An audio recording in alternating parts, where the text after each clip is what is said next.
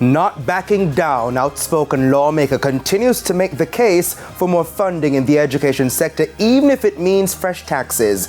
Good evening and welcome to Primetime News. We're live both on air and also online at onespotmedia.com. A very special welcome also to those of you joining us in the Cayman Islands on TVJ International. I am Javon Keys. Also this evening, Prime Minister outlines state plan to stimulate productivity in the local economy, and cruise operators say fallout from damage to Ocearus Pier is minimal on their end. There's also the business review, sports and weather in this newscast, so please stay with us. I'll have the news in detail right after this break.